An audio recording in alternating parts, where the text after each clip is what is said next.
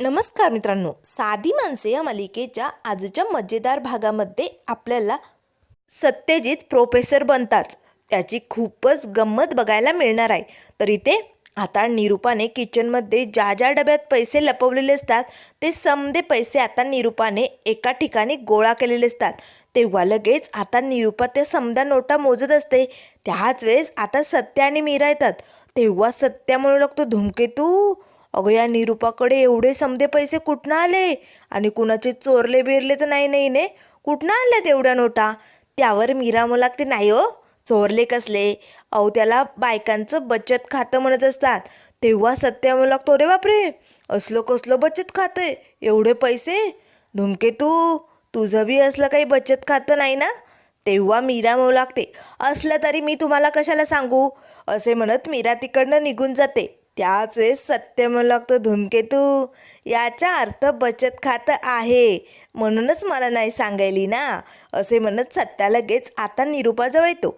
आता निरूपा पैसे मोजत असते. तेव्हा सत्य म्हणू लागतो, निरूपा, माझ्या आजच्या कामाचे पैसे? तेव्हा निरूपा म्हणू लागते, देते, पण अजून खूप कामं बाकी येतात आणि ती समधी अगदी व्यवस्थित व्हायला पाहिजे, हे घे, असे म्हणत निरूपाने आता सत्याच्या हातात 500 रुपये टेकवलेले असतात. आता मात्र सत्या एकटक त्या 500च्या नोटीकडे बघू लागतं. तेवढ्यात आता किचनमध्ये पंकज येतो.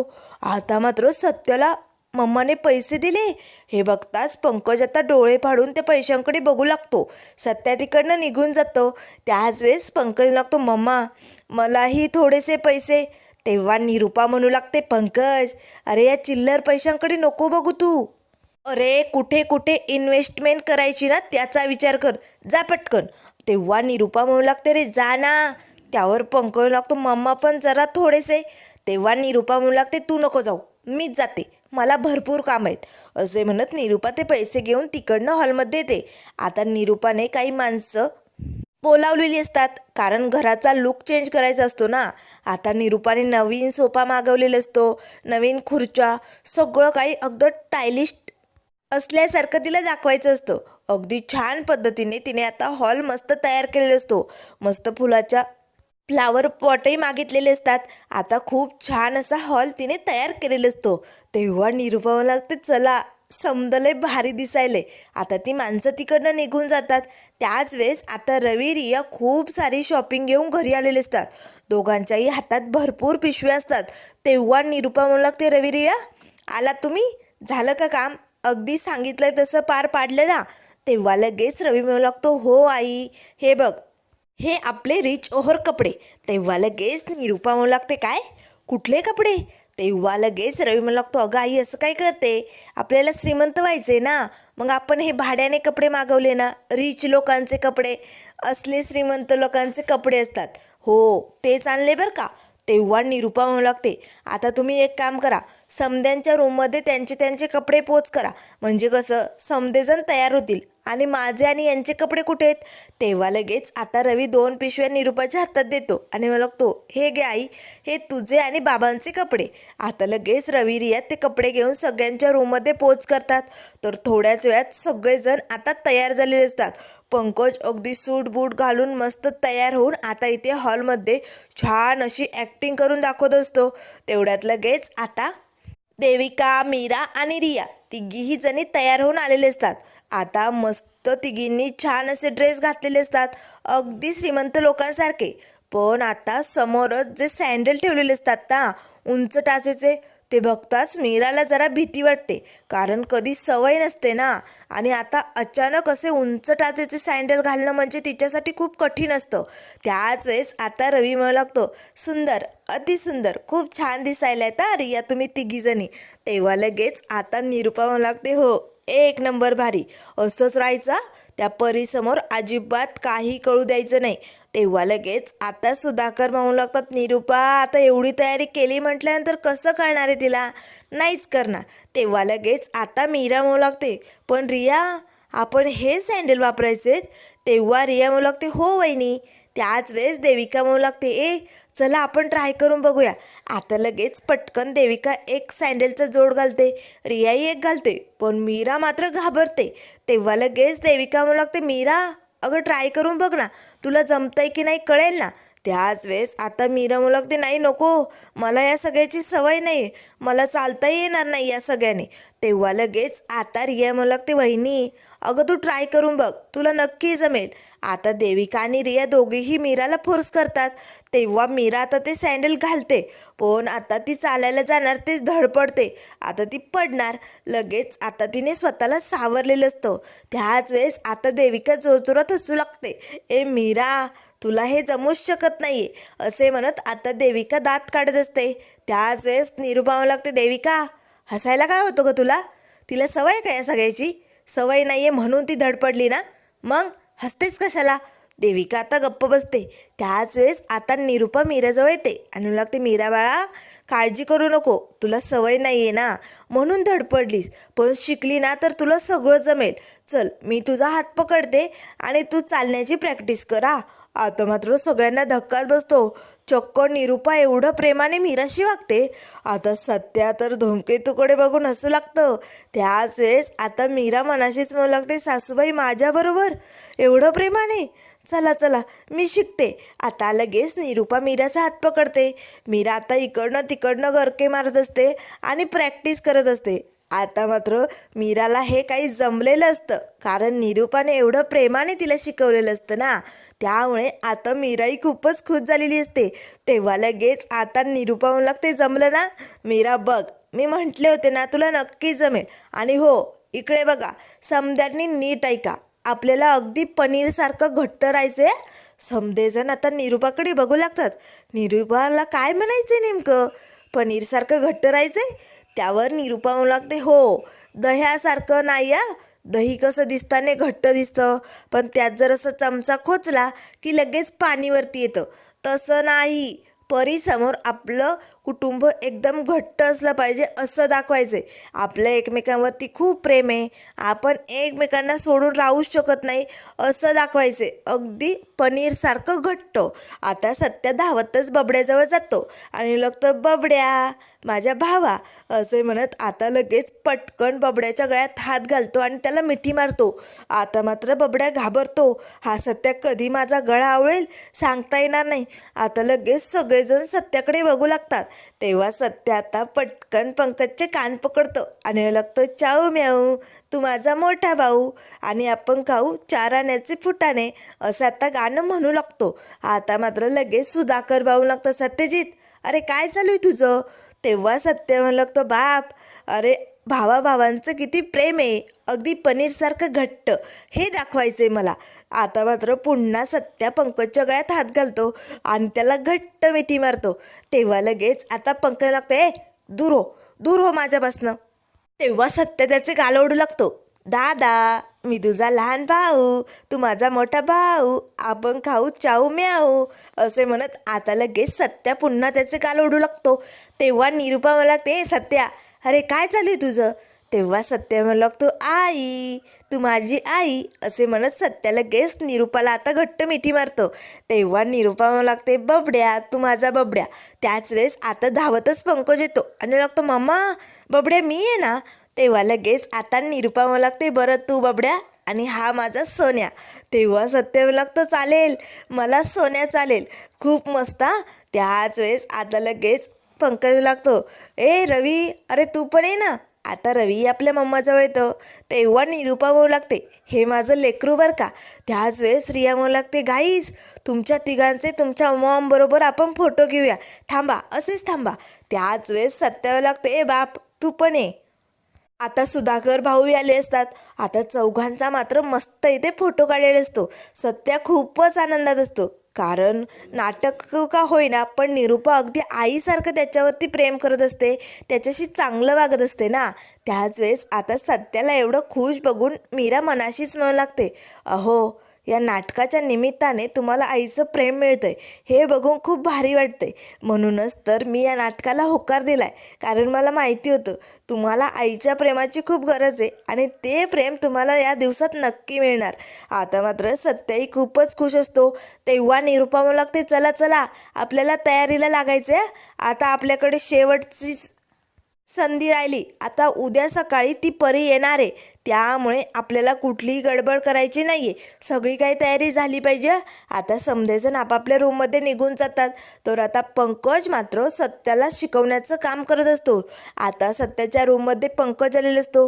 कसं प्रोफेसर मुलांशी बोलणार, इतरांशी बोलणार, हे सगळं काही शिकवण्याचं काम आता पंकजकडे सोपवलेलं असतं.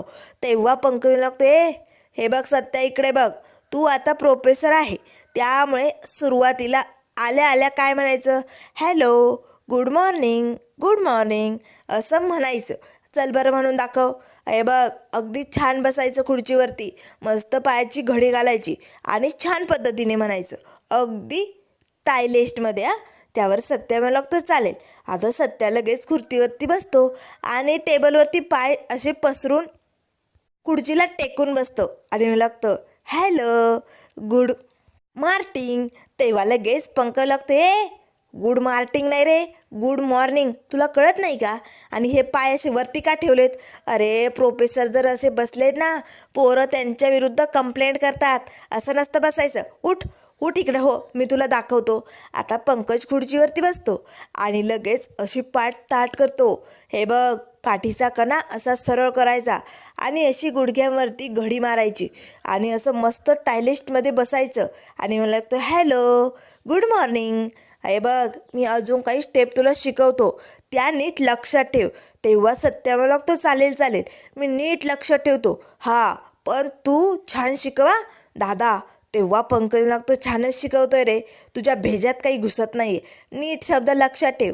तेव्हा लगेच आता पंकज असं सरळ ताटकणा करून बसतो आणि मला लागतो, हे बघ, तुला जर कुणाशी बोलण्याची सुरुवात करायची असेल तर काय म्हणायचं माहिती आहे, hello, welcome to my India, I am Satyajit Sudhakar Gaikwad, how do you do.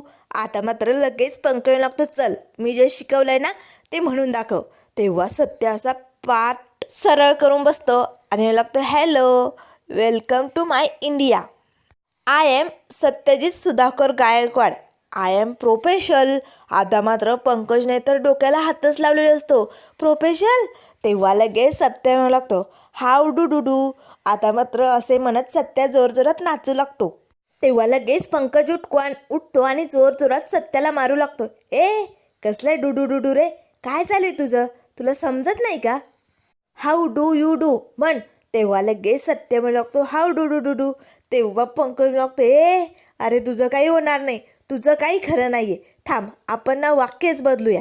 तेव्हा सत्य म्हणू लागतो, नाही नाही, हे वाक्य छान आहे, how do do do do, मस्त या.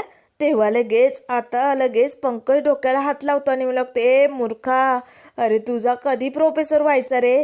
अरे मला फार वेळ लागायची वेळ आली, तुला काहीच जमत नाही आहे, तुला जमणारच नाही आहे, तुला इंग्लिश येणारच नाही आहे.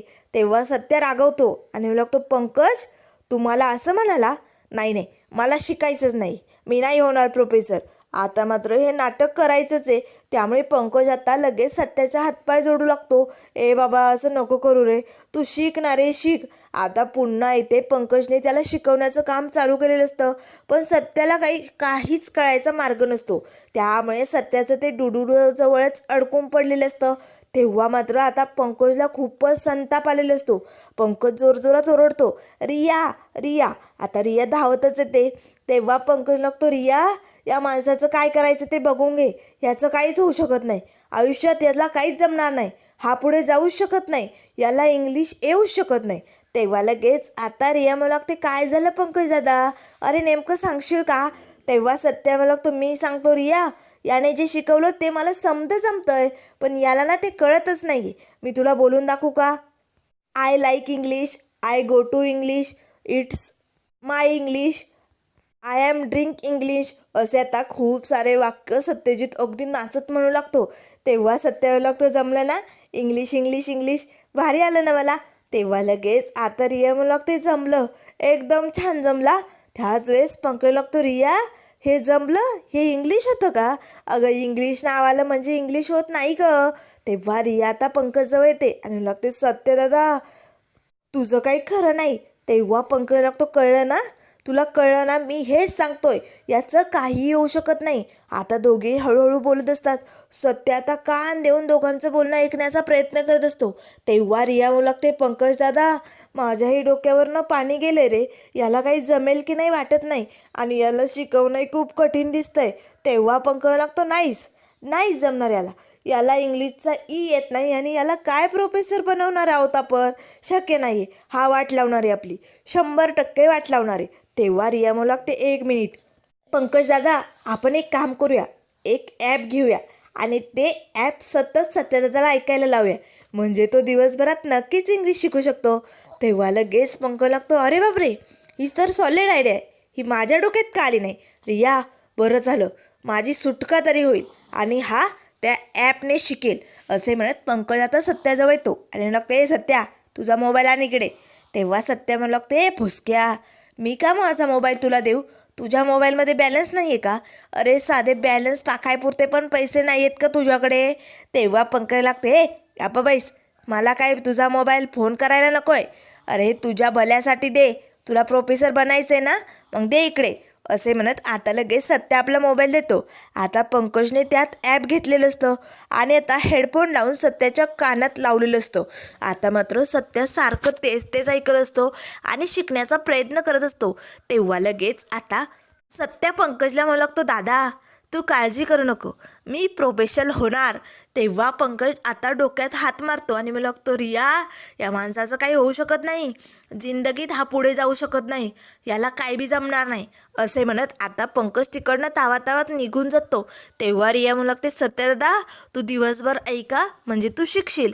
असे म्हणत रियाही तिकडनं निघून जाते. त्याच वेळेस आता सत्याचं मात्र ते ऐकण्याचं काम चालू असतं आणि तेच त्याचं घोकणंही चालूच असतं, कारण त्याला शिकायचं असतं ना. तेवढ्यात आता मीरा रूममध्ये येते. आता मात्र उंचटाचे जे सँडल घालून मीराची प्रॅक्टिस चालू असते.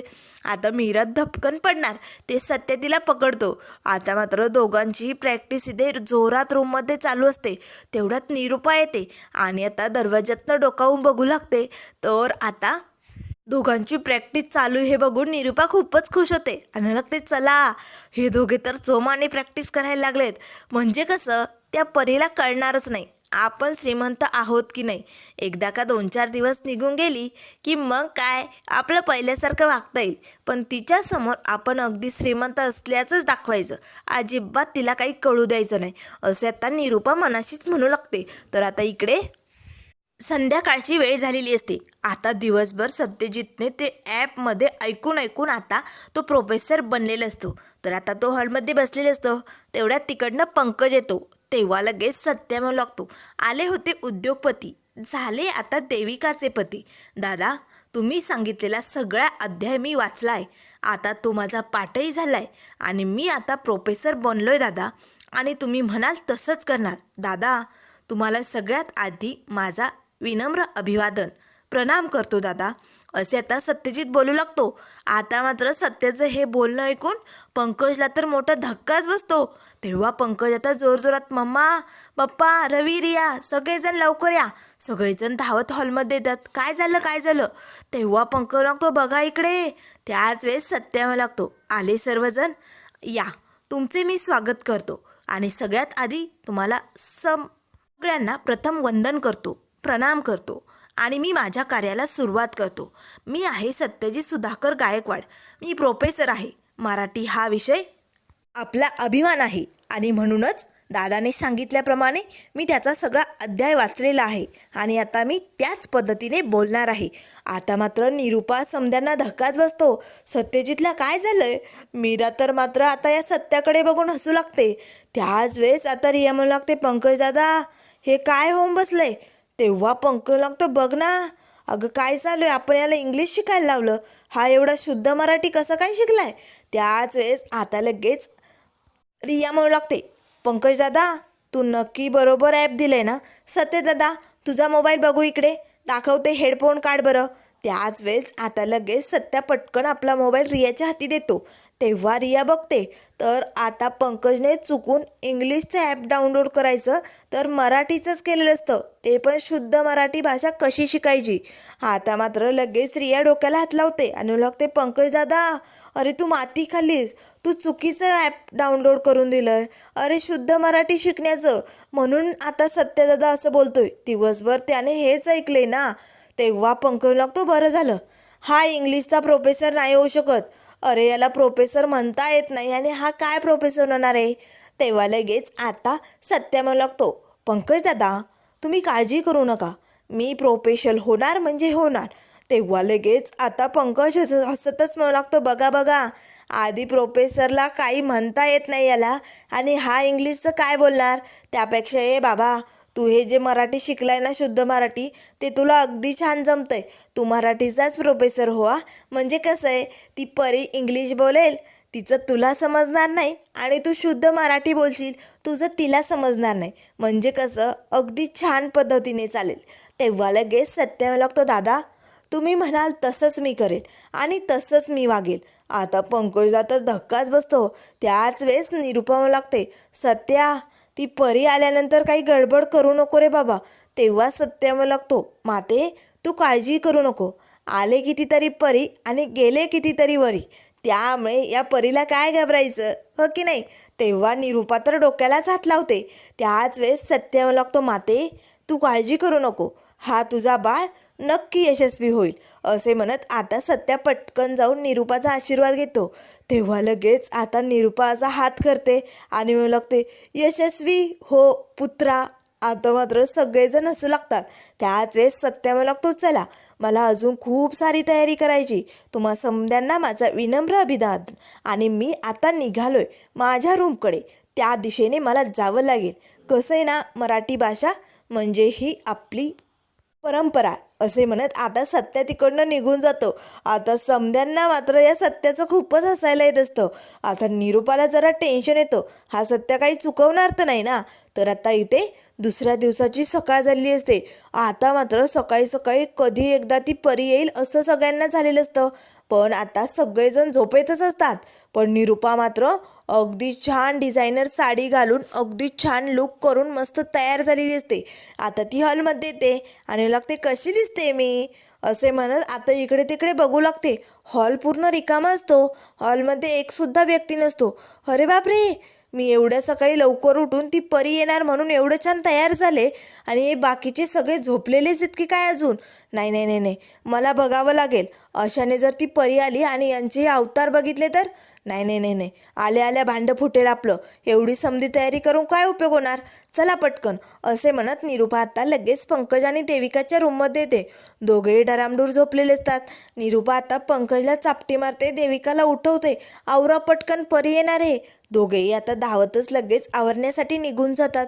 तर त्यानंतर आता निरुपा सत्याच्या रूममध्ये येते. सत्या मात्र इकडनं तिकडनं तोंड फिरवत असतो, उठायला काही तयार नसतो. तेव्हा निरुपा 500ची नोट काढते आणि सत्याला दाखवते. सत्या पटकन उठतं आणि लगेच निरुपाची ती नोट हातात घेतं आणि पटकन आवरायला जातं. आता निरुपा पटकन इकडे रवी रियाच्या रूममध्ये येते. आता रवी तर इतका गाढ झोपेत असतो. निरुपा त्याला उठवण्याचा प्रयत्न करते, तो पुन्हा झोपतो. निरुपा पुन्हा उठवते. असं करून आता कसंबसं रवीला उठवलेलं असतं. तर त्यानंतर रियाचा नंबर. रिया तर काही उठायला तयारच नसते. ती निरुपाला जोरजोरात चापटी मारू लागते. तेव्हा निरुपा लागते, मी आहे रवी नाही आहे, उठ पटकन. आता रियाही उठलेली असते. त्याच वेळेस सगळ्यांचं उठून झाल्यानंतर निरुपा पटकन आपल्या मंगळसूत्राचं असं दर्शन घेते. तेवढ्यात तिला आठवतं, अरे बापरे, ज्यांची मैत्रीण येणार आहे तेच अजून उठले नाही आहेत, चला चला यांना उठवावं लागेल. असे म्हणत धावत निरुपा आता सुधाकर भाऊंना उठवायला येते. पण सुधाकर भाऊ ही खूप घोरत पडलेले असतात. निरुपा पटकन आता तांब्यातलं पाणी घेते आणि सुधाकर भाऊंच्या अंगावरती शिंपडते. आता सुधाकर भाऊही पटकन उठून बसतात. तेव्हा निरुपा लागते, अहो काय चालू आहे तुमचं, तुमची ती मैत्रीण परी कधी येईल सांगता येणार नाही, चला पटकन तयार व्हा. तेव्हा सुधाकर भाऊ हसू लागतात, परी परी आली, माझ्या घरी आली परी, किती मजा येईल. तेव्हा निरुपा लागते, गप्पा बसा, अजून आली नाही आहे, येणार आहे. तेव्हा सुधाकर भाऊ लागतात, हो पण निरुपा एवढं सगळं तू केलं आहे, पण आता परीच्या जेवणाची चांगली काळजी घे. हे बघ चांगले चांगले मस्त डिश बनव आणि वांग्याची भाजी अजिबात बनवू नको. कसं आहे ना, परीला वांग्याची ॲलर्जी, तिला ती भाजी चालत नाही. तेव्हा निरुपाला लागते, हो इतक्या दिवसापासनं एवढं लक्षात ठेवलं का? तुमची जरा खासच मैत्रीण दिसते परी, हो की नाही? तेव्हा सुधाकर भाऊ आता हसू लागतात. तेव्हा निरुपाला लागते, गप्पा बसा, हसू नका. अहो बायकोच्या काय आवडीनिवडी, तिला कसली ॲलर्जी माहिती आहे नाही ना? मग मैत्रिणीचं बरं ध्यानात ठेवलं. तेव्हा सुधाकर भाऊ लागतं, चला चला ती कधी येऊ शकते, आवरावरी करायची आहे ना, मी जातो हा, असे म्हणत आता लगेच सुधाकर भाऊ तिकडनं निघून जातात. निरुपा मात्र रागाने त्यांच्याकडे बघत असते. तर त्यानंतर मित्रांनो, पुढील भागामध्ये आपल्याला बघायला मिळेल, शेवटी ज्या व्यक्तीची आतुरता होती ती व्यक्ती आता गायकवाडांच्या घरापर्यंत पोहोचलेली असते. आता नेमकं ही मैत्रीण कोण असणार, कशी असणार आणि हिच्यासमोर हे श्रीमंतीचं नाटक टिकणार का, काय काय मजा येणार हे आपण लवकरच बघूया. त्यामुळे मित्रांनो, अशाच मालिकेंच्या अपडेट पाहण्यासाठी चॅनलला लाईक करा, सबस्क्राईब करा. व्हिडिओ पाहिल्याबद्दल धन्यवाद.